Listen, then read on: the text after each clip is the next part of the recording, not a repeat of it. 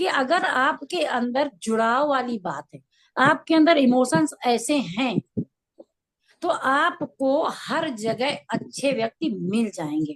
कि लोग बोल देते हैं ना कि कठिन परिश्रम करो सफलता मिलेगी, हम कहते बिल्कुल नहीं मिलेगी।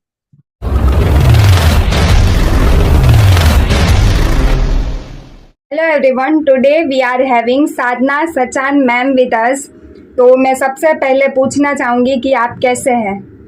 हम बहुत अच्छे हैं। और सबसे पहले मेरी तरफ से प्यारी दिव्या को और उसकी टीम को गणेश उत्सव की ढेर सारी शुभकामनाएं। बप्पा हमारे सबके जीवन में खुशियां लाएं और हमारे कष्टों को दूर करें, बस यही उनसे प्रार्थना है। और आप कैसे हो अभी? मैं ठीक हूँ। मैं भी ठीक हूँ, थैंक यू।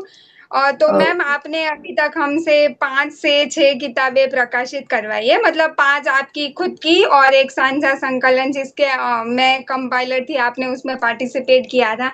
तो आपको कैसा लग रहा है कि आपकी इतनी सारी किताबें आ गई है और भी आप लिख रहे हैं? तो कैसा लगता है जब आप पहली बुक पब्लिश करते हैं और ये मतलब इतनी ज्यादा करने के बाद भी, क्या सेम आपका अनुभव सेम रहता है या उसमें आप सुधार कर करके फिर आगे वो दूसरी किताब में लाते हैं? नहीं, अनुभव तो सेम अलग ही रहता है। जब हम कहते हैं ना, जब हम पहला कदम बढ़ाते हैं तब हमें मंजिल का पता ही नहीं होता है, सोच लेते हैं कि वहां तक जाना है और हम चलना शुरू हाँ। कर देते हैं। ठीक राइटिंग में भी ऐसे ही होता है। जब पहली किताब जब आई थी तब ये लगता था नहीं, एक किताब पब्लिश करानी थी, कुछ अपने थॉट्स देने थे, लाना था, आ गया। लेकिन फिर धीरे धीरे करके जब लोगों ने उस बुक्स को पढ़ा, फिर कुछ उन लोगों के सुझाव आए, बोले आप और अच्छा हो सकता है, इसको कर सकते हैं। और धीरे धीरे धीरे करके हम आगे बढ़ते गए। फिर इसके बाद आपके पब्लिकेशन से जुड़ना हुआ थैंक और यू। जो मेरा अनुभव आपके साथ काम करने का रहा, दैट्स वंडरफुल।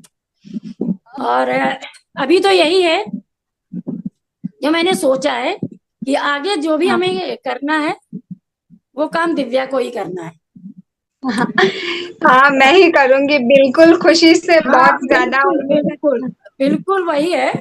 और जैसे दूसरे लोग कभी अभी ये किताब जिन्होंने, जब हमारे पास ऑथर कॉपी आई तो हाँ। जिन्होंने इनकी भूमिका लिखी है, श्री श्याम सुंदर निगम जी, वो हमारे कानपुर के मतलब बहुत माने हुए और बहुत सम्मानीय व्यक्ति हैं, कवि भी हैं, लेखक भी हैं, समालोचक भी हैं। तो 2 किताबें हमको मिल गई, तो एक मैंने उनको सबसे पहले उनको गिफ्ट की। तो वाह। जब उन्होंने आपके पब्लिकेशन का नाम देखा तो उन्होंने हमसे पहले पूछा कि मैडम आप कानपुर छोड़ के मुंबई कैसे पहुंच गई? तो तो मैंने उनको बताया कि भाई साहब मेरा ट्रांसफर हो गया बंगाल, और फिर हमारा काम रुक रहा था। फिर अचानक हाँ। एक दिन हमको हमको एक दिन अचानक ऑनलाइन ये हमको मिल गया एड्रेस, और हमने बात बात की, और फिर हमें उनका काम बहुत अच्छा लगा।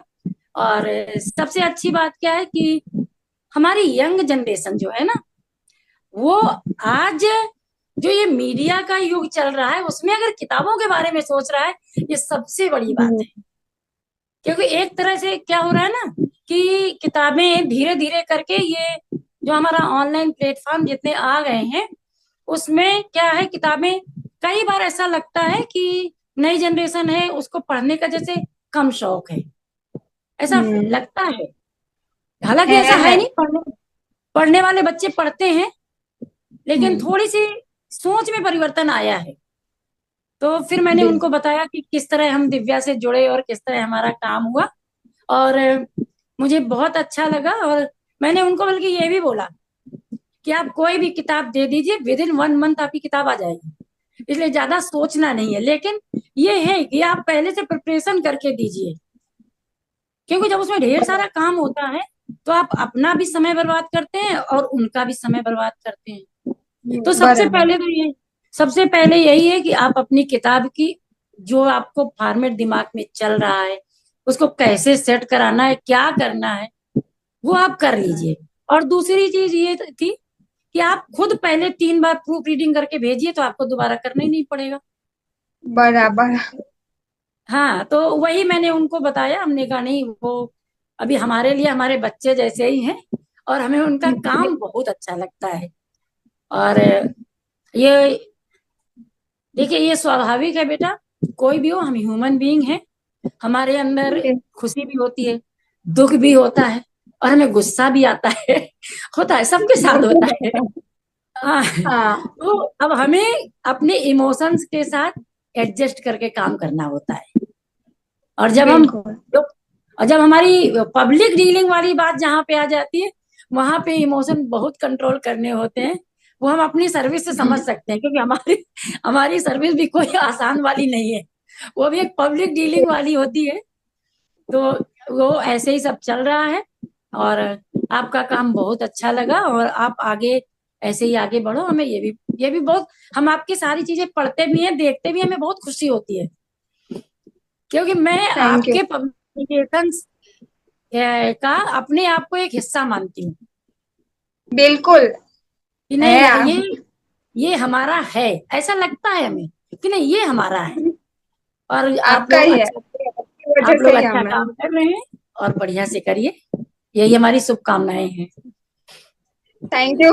मुझे ऐसा लगता है कि मैं जब इंटरव्यू लेती हूँ तब उनकी किताब के बारे में छोड़कर मैं हमारे पब्लिकेशन की ज्यादा बातें हो जाती। और बिल्कुल आप सब बहुत बड़ा हिस्सा है। मैं उसका छोटा सा पार्ट हूँ, लेकिन आप सब मिलके बहुत बड़ा हिस्सा हो जाता है, इसीलिए हमारा लगता है। मतलब आपकी किताब भी जब हम एडिट करते हैं, कवर डिजाइन करते हैं, तब मुझे ऐसा लगता है ना, ये ऐसा होना चाहिए, ये वैसा होना चाहिए। मैं उनको सजेस्ट करती हूँ जितना मेरे से हो सके। बट हाँ, अच्छा लगता है कि जब एक ही लेखक बार बार आपसे किताबें पब्लिश करवाते हैं, और वो आपको जज नहीं करते कि आपकी क्या उम्र है, मतलब क्या भाव दिखाते हैं। और हाँ, मुझे ऐसा लगता है कि आपको भावुक रहना चाहिए, क्योंकि देखिए आप राइटर है तो आप समझ सकते हैं कि मतलब आप हम कितने भावुक होते हैं। जैसे कि हाँ, आपने बताया कि मैं भी अपने काम को लेके बहुत ज्यादा भावुक, कभी गुस्सा, कभी खुशी, कभी हाँ, गम, होता ऐसा है, चलता रहता है। हाँ, तो मैम होता है, मेरा होता ये है। क्वेश्चन है कि आप भी प्रोफेशनली आप टीचर है, और एक मन से तो आप एक अच्छे आप काव्य रचना करते हैं, कवियत्री है, इतना अच्छा लिखते हैं, कहानी या कोई भी विधा हो, आप उसको बहुत अच्छे से लिखते हैं। और आप एक प्रोफेशनली टीचर हो, तो क्या आपको मेरी तरह कभी आपके इमोशन आपकी प्रोफेशनल जर्नी में या तो मतलब मदद रूप हुए, या ऐसा लगा कि मुझे यहाँ मेरे इमोशंस नहीं दिखाने चाहिए?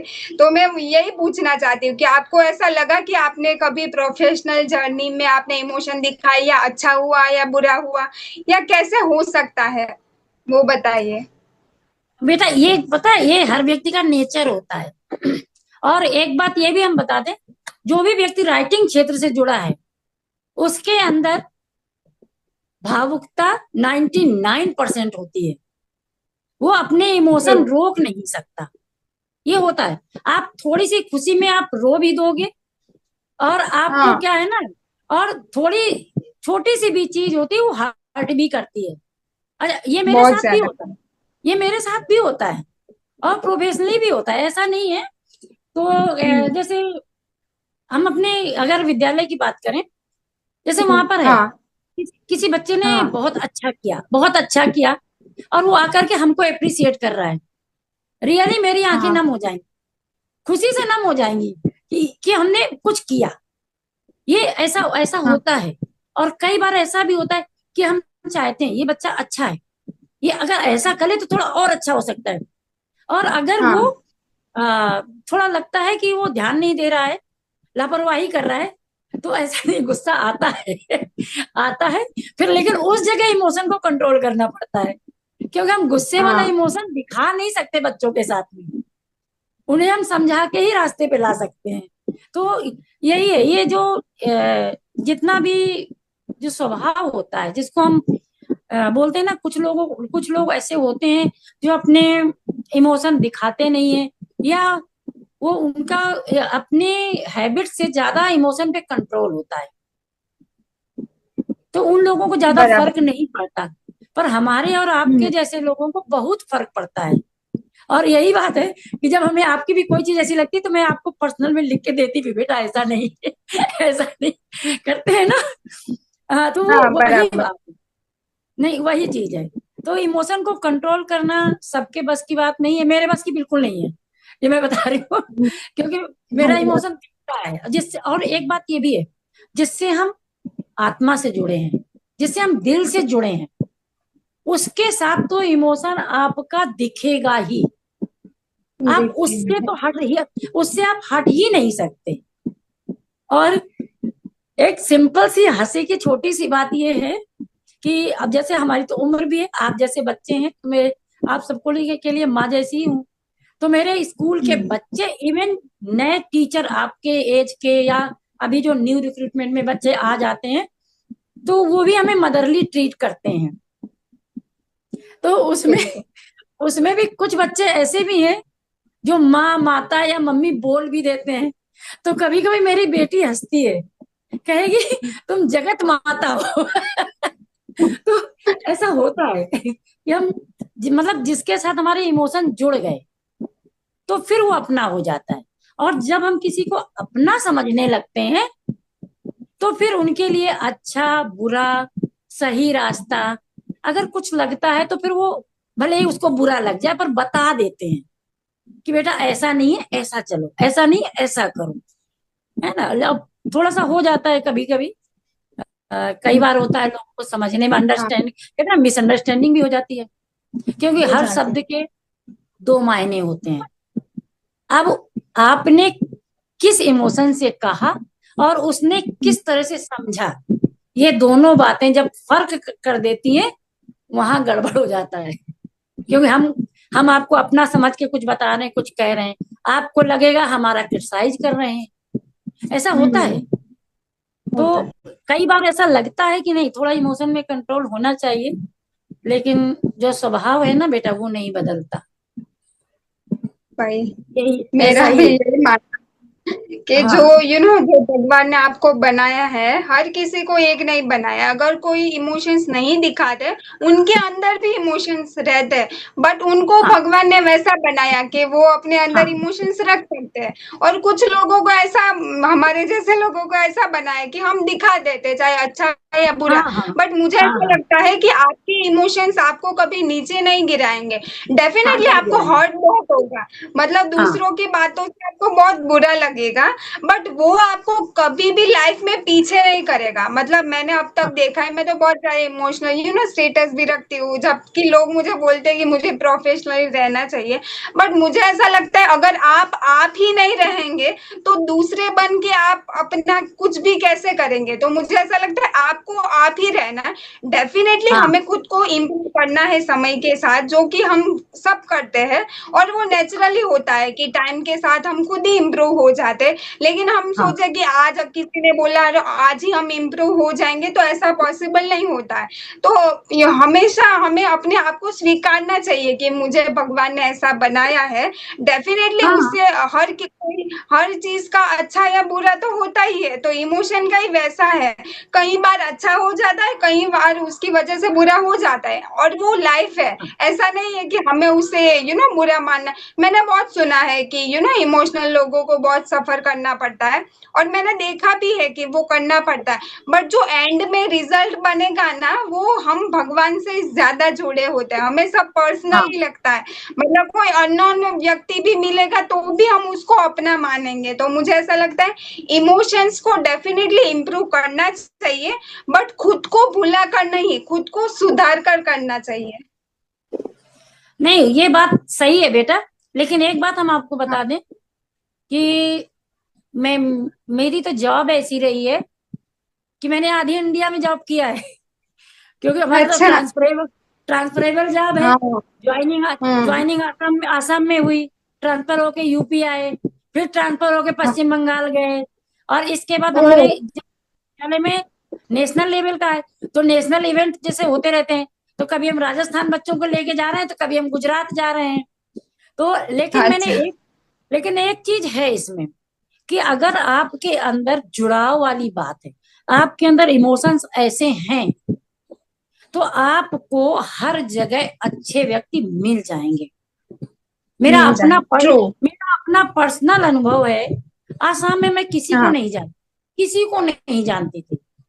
और जब मैं वहां से ट्रांसफर होके चली हूँ, तो मतलब बच्चे छोड़िए, बच्चों के पेरेंट्स, स्टाफ इतना रोए हैं कि अब मतलब कब दोबारा मिलना होगा। और बिल्कुल। यही हाल पश्चिम बंगाल में हुआ। मतलब और जबकि ये था कि जब हम आसाम गए थे ज्वाइन करने, तब भी हमने सोचा था कि अगर सही नहीं लगा, अगर ठीक नहीं लगा तो मैं छोड़ दूंगी, मैं वापस अपने हम्म। घर आ जाऊंगी, फिर और कुछ देखेंगे। अभी ओके। पश्चिम बंगाल का तो हाल ये था कि मेरी सर्विस के केवल 3 साल बचे, तब मेरा ट्रांसफर पश्चिम बंगाल हुआ। तो कई सारे लोगों ने ये बोला कि अब आपको इतना वो नहीं करना है, और बेटी भी वाह। जॉब सेटलमेंट है, पूरा कुछ नहीं है, अब तो आप जॉब छोड़ भी सकते हो। तो फिर मैंने कहा नहीं, बराबर। एक बार जाते हैं, वहां देखते हैं, ठीक लगा तो ठीक है, नहीं है तो ऑप्शन अपने हाथ में है। और वहां जब हम गए, तो मतलब पहले दिन से ही जो अपनापन मिला। और वहां पे पता नहीं क्यों उन लोगों ने भी ये बात बोली कि आप जब इंटर किए स्कूल में, आपको देख के अच्छा लगा। तो एक ऑटोमेटिक ये होता है, वो जो कहते हैं ना वाइब्स होती है ना, वो अपने आप हाँ। जुड़। आप किसी से कुछ बिल्कुल। मत बोलो, आप कुछ मत बोलो, अपने आप अपना काम कर रहे हैं, तब भी वो काम के सहारे से वो अपने आप लोगों को समझ आने लगता है, और वो अपने आप जुड़ जाते हैं। तो हमें नहीं लगता है कि बहुत ज्यादा इस पे वर्क करना होता है, वो समय के हिसाब से, अनुभव के हिसाब से अपने आप सेट होता जाता है, अपने आप सेट हो जाता है। हाँ, कुछ ज्यादा उसके लिए कुछ ज्यादा सोचना नहीं है। हम हैं, हाँ। और आप हो, बस हमें अपना ट्रू। अपने हिसाब से चलना है, बस इतना ही सोचना होता है। हाँ। और यही लाइफ है कि हम हाँ यही। मतलब आपने बहुत अच्छे से बताया कि आप गुजरात गए, पश्चिम बंगाल, आसाम। आपकी एनर्जी मुझे भी ऐसा आपके साथ रह के लगता है कि आपकी पॉजिटिव हमने कभी कॉल पे भी शायद बात नहीं की है आज हाँ तक। नहीं नहीं 2-3 साल हो गए, नहीं हम किया। पहली बार बात कर रहे हैं। और हाँ जब हमने ये मतलब इंटरव्यू से पहले भी मुझे कई बार ऐसा फील आता था कि आपका बिहेवियर बहुत अच्छा है। जो सादगी और अच्छा बिहेवियर होता है ना, वो सामने से दिखता है।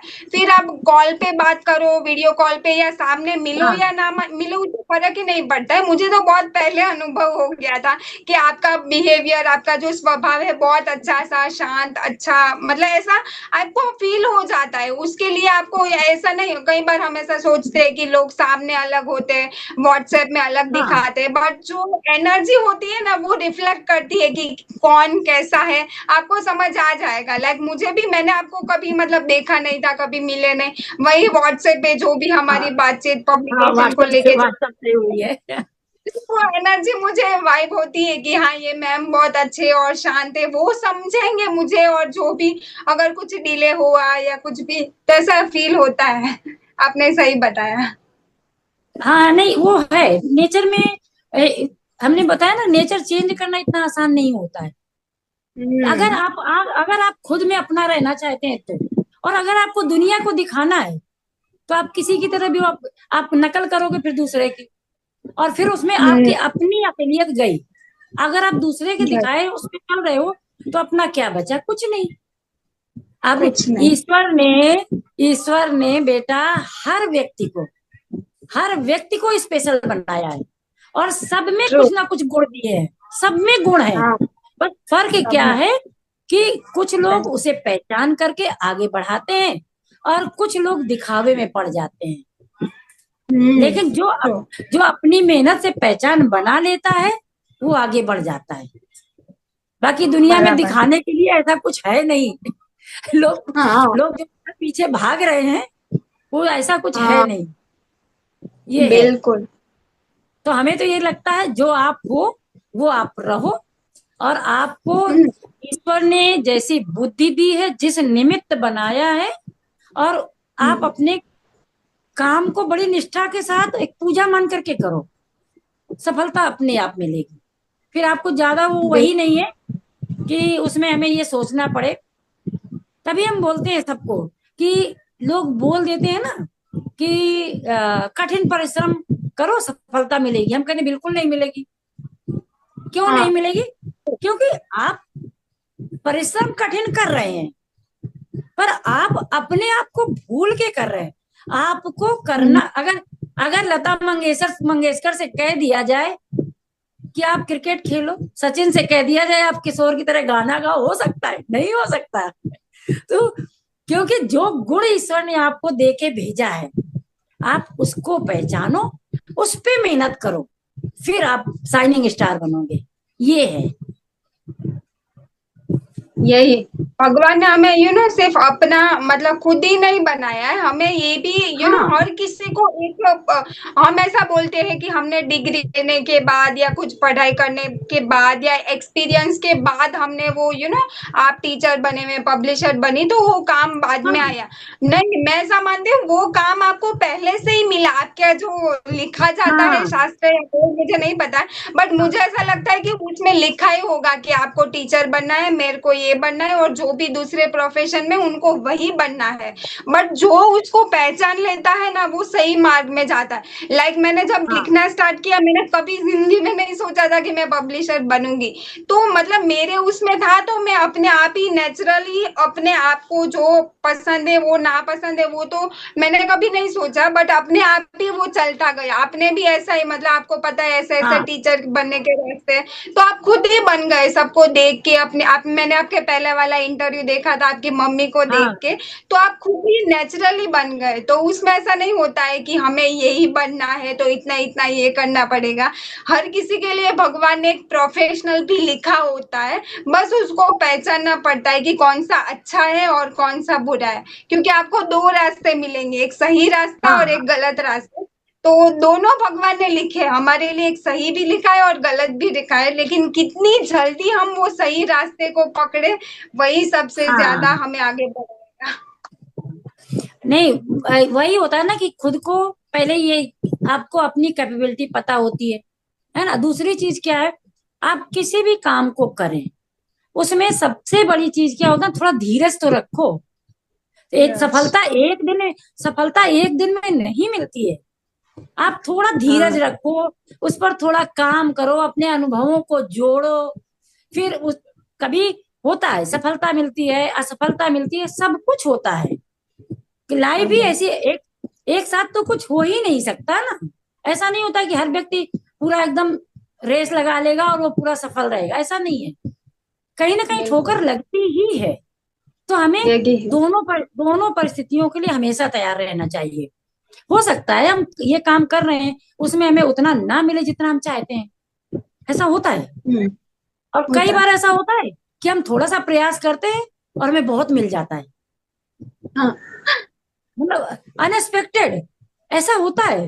तो हाँ। मतलब यही बात है कि आप जितना आपका अनुभव जुड़ता जाएगा और आपका अगर रास्ता सही है, तो आप अपनी मंजिल पर आराम से पहुंच जाओगे। और उसमें सबसे बड़ी बात जो बेटा होती है, वो है आत्म संतुष्टि। आज दुनिया खोज रही है क्या? शांति, आत्म संतुष्टि। और लेकिन सच अगर में। आपका काम अपनी पसंद का है, तो आपको आत्म संतुष्टि अपने आप ही मिल जाएगी। हाँ तो उसके लिए ज्यादा कुछ करना ही नहीं है, बस अपना काम करो, बाकी सब ठीक है, ऊपर वाला है ना, वो सब देखेगा, वो सब संभालेगा। आप कहते हैं ना, विश्वास करके देखो। आप अपना काम करो, पर विश्वास करके देखो, बस बाकी सब उसका काम है। बिल्कुल। और फिर हमारे यहाँ तो कहते हैं ना, हमारे यहाँ तो वैसे भी गीता चलती है। सबसे कल गीता गीता कल क्या है? गीता, गीता जो है वो जीवन जीने की कला है। उसमें जितना जो कुछ भी दिया है, अगर उसको आप अपने लाइफ से जोड़ के देखेंगे, तो सच में वो जीवन जीने की कला ही है। हाँ, और बराबर। वही है। हाँ वही है। अब जी व्यक्ति, मैम, आपने बहुत अच्छे से बताया। हाँ वो व्यक्ति अपने आप, कहते हैं ना, हम ये भी हम जानते हैं, हर व्यक्ति अपना ग्रे साइड भी जानता है, ब्लैक एंड व्हाइट अपना हर व्यक्ति जानता हाँ है। तो अब उसमें बहुत ज्यादा, कहते हैं हमारा तो एक बात एक बात हम किसी से ये मत बोलो कि झूठ मत बोलो। हम कहते हैं सच बोलना शुरू कर दो, झूठ अपने आप चला जाएगा ना। आपको हाँ, आपको अपने सही ग्रे कहा। एरिया पे बहुत ज्यादा वर्क करने की जरूरत नहीं है। आप अपने व्हाइट को बढ़ाइए, ग्रे अपने आप खिसकेगा। और ये सब चीजें होंगी कब? जब आप अपने आप को थोड़ा उस क्षेत्र में स्ट्रांग बनाएंगे जिस क्षेत्र में कमियां हैं। जब हम वहां हम्म, से स्ट्रांग होना शुरू कर देते हैं तो अपने आप कमियां रिमूव होना शुरू हो जाती हैं। बराबर। और आप किसी को भी हो, कोई भी व्यक्ति हो, पता भी नहीं चलता है कि कैसे कैसे ये सारा एकदम अच्छे से सब हो गया। हाँ, कहते बस यही है। ये जिंदगी का कहते हैं ना, लाइफ का फंडा है ये। यही हाँ, है और कुछ नहीं है। बराबर। जी मैम, हमने बहुत अच्छे से आपने बहुत अच्छे से एक्सप्लेन किया कि हमें क्या करना चाहिए। और मैम, आपकी जो किताब है ये साधना के मन के, तो इसके हाँ, बारे में बताइए कि इसमें मैंने पढ़ा है कि थोड़ी कविताएं है, थोड़ी विधाएं, तो उसमें क्या है, थोड़ा ऑडियंस को बताए ताकि वो खरीद पाए और हाँ। उनको पता चले कि किताब में क्या है। मेरा साधना के मन के जो है, इसमें हमने 51 कविताएं रखी हैं। कुछ तुकांत हैं और कुछ अतुकांत हैं, दोनों हैं। इसमें हम गा के भी बोल सकते हैं और भावनाओं को भी समझ सकते हैं। और कोई भी कवि हो, लेखक हो, वो जो अपने हाँ। आसपास देखता है, अपने आसपास जो देखता है वो उसी को लिखता है। और उसमें उसके अपने हुँ, विचार भी होते हैं। और अपने विचारों के साथ में उसको ये लगता है कि इसके माध्यम से कुछ सुधार भी होना चाहिए। तो बराबर। ये दोनों चीजें होती हैं। और इसके किताब के बारे में एक बात मैं और बताऊं बेटा, कि इस किताब को पब्लिश कराने का मेरा एक उद्देश्य और भी है। इसमें मैंने ज्यादातर जो रचनाएं हैं वो मेरी अपनी पसंदीदा रचनाएं हैं, जो मुझे बहुत पसंद है। और हमारा अभी 5-6 महीने बाद रिटायरमेंट है।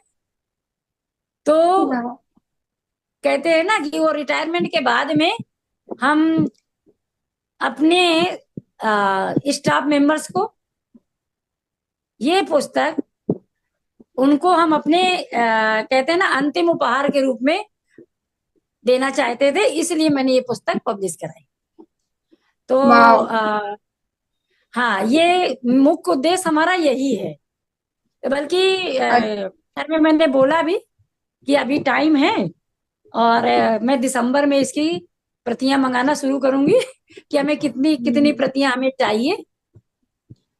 और तो इस किताब को जो भी पढ़ेगा, मुझे ऐसा लगता है कि इससे उसको बहुत कुछ मिलेगा।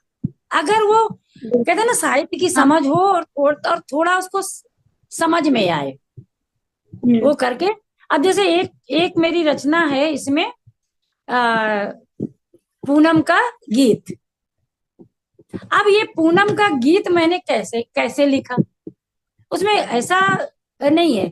मुझे ये लगा कि हमारी लाइफ में हम छोटी छोटी सी बात पे डिप्रेस हो जाते हैं, झगड़े कर लेते हैं, है ना? तो क्या ऐसा नहीं हो सकता कि हम उसमें से भी कुछ अगर पॉजिटिविटी खोज लें, कुछ जरा सी भी पॉजिटिविटी अगर वो आ जाए, तो ये मानो कि वो जो समस्या है वो शायद खत्म हो जाएगी।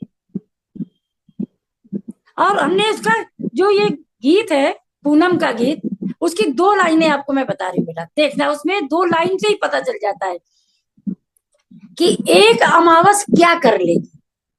अमावस में पूरा अंधेरा होता है ना। तो अगर हमारी जिंदगी में कोई परेशानी आई भी है, तो एक परेशानी हमारा क्या कर लेगी? तो एक अमावस क्या कर लेगी, हमने पूनम का गीत चुना। अरे हमारी लाइफ में तो पूरा चांद है। एक चीज अगर कुछ गड़बड़ है तो बाकी और चीजें तो हमारे पास हैं। एक नहीं है तो क्या हुआ, और तो सब दिया है ना। तो यही हमने वो दे दिया था कि एक अमावस क्या कर लेगी।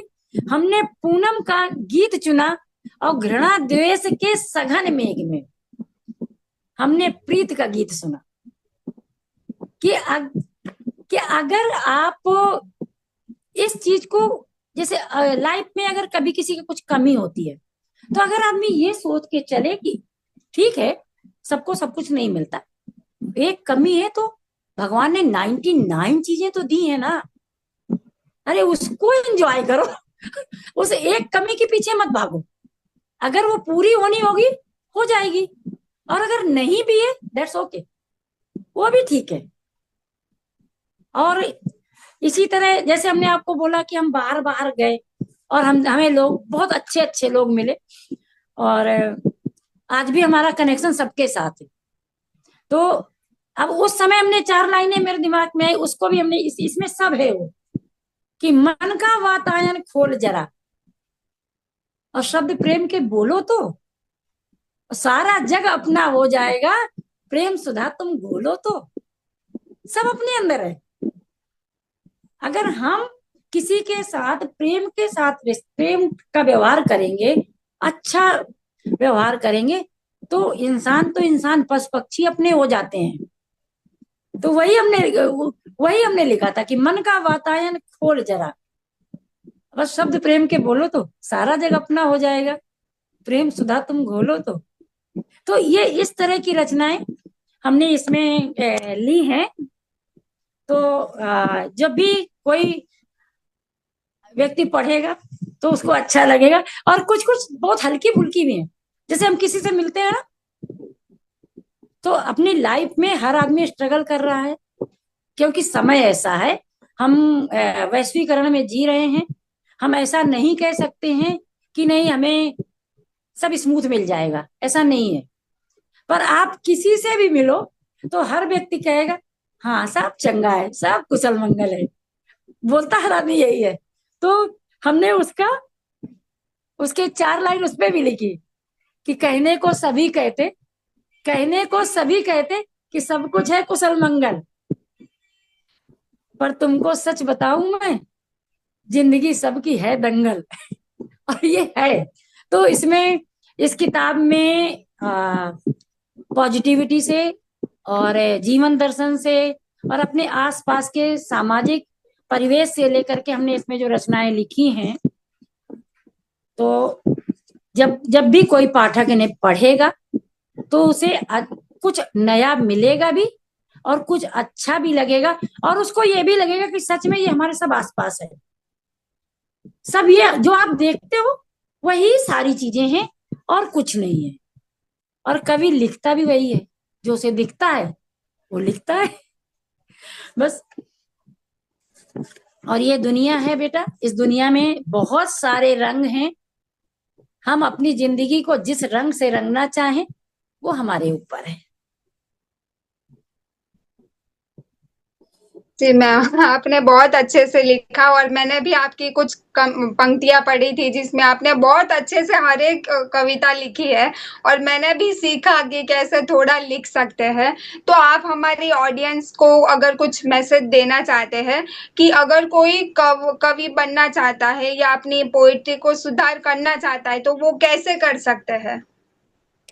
देखो बेटा, कविता लिखने के लिए ये है, जैसे हमने पहले बताया, जो मेरी पहली 2 किताबें हैं, मैं कभी कभी जब हम आपस में कवि लोग जब मिलते हैं तो हम लोग हंसते भी हैं, जो हम लोग पहली पहली किताबें जब पढ़ते हैं ना अपनी, तो ये लगता है जो मन आया सो लिखा। तो उसमें क्या है कि आप अपने विचारों को, कहते हैं ना, निश्चल मन से जैसे व्यक्त कर पाओ वैसे व्यक्त करो। किसी की विधा को लेकर के, किसी का वो करके उसके उसमें पीछे पड़ने से फिर क्या होता है ना, कि आपका जो अपने विचार है, अपनी सोच है, वो दब जाती है।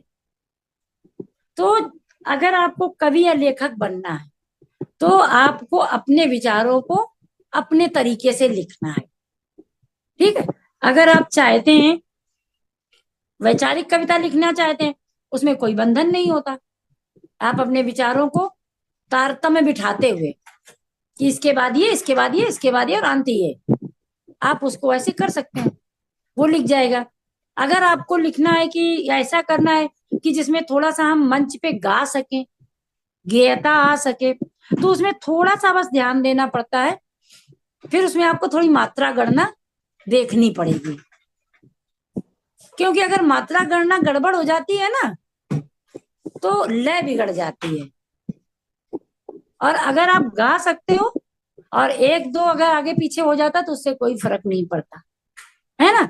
और लेखन में सबसे बड़ी चीज यही है, आप अपने विचारों को जैसे रखना चाहते हैं वैसे रखें।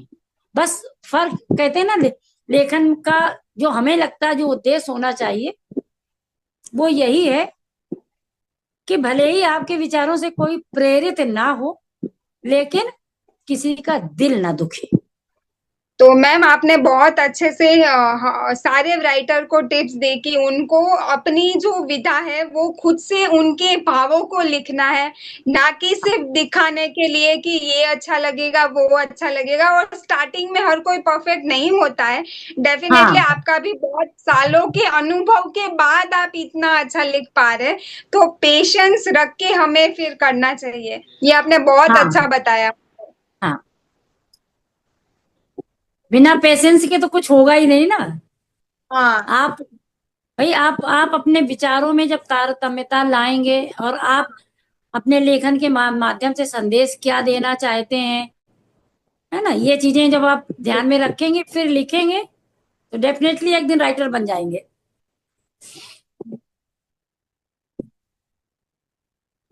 और मैंने सच में बहुत कुछ सीखा है भावों के बारे में, आपकी किताब के बारे में, पोएट्री कैसे लिखते हैं। इस इंटरव्यू से मैंने सच में बहुत कुछ देखा और सीखा भी। उससे पहले भी मैंने देखा है आपको काम करते हुए, और आपके सारे पहले के इंटरव्यू भी मैंने देखे थे। आपकी किताब भी थोड़ी पढ़ हाँ पाई हूँ और बहुत अच्छा लगा जो आप काम कर रहे हैं।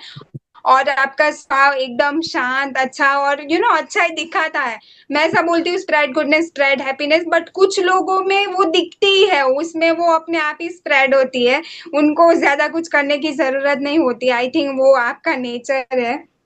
सो बहुत थैंक यू बेटा। अच्छा लगा मुझे spread goodness. Thank you very much, आपने इतना टाइम निकाला और ये इंटरव्यू दिया। थैंक यू बेटा। और फिर से सभी को गणेश उत्सव की हार्दिक शुभकामनाएं। ओके, आपको कुछ बोलना है तो आप बोल सकते हैं। हाँ, अरे ठीक है, अच्छा लगा आप लोगों के साथ जुड़ करके, अच्छा लगता है। और अब देखिए आगे कलम चल रही है और हाँ, फिर आगे फिर से काम करेंगे। बिल्कुल बिल्कुल। हाँ, ठीक है मैम, और स्प्रेड गुडनेस स्प्रेड हैप्पीनेस। नमस्ते। ओके, थैंक यू बेटा, नमस्ते। नमस्ते। Okay, bye.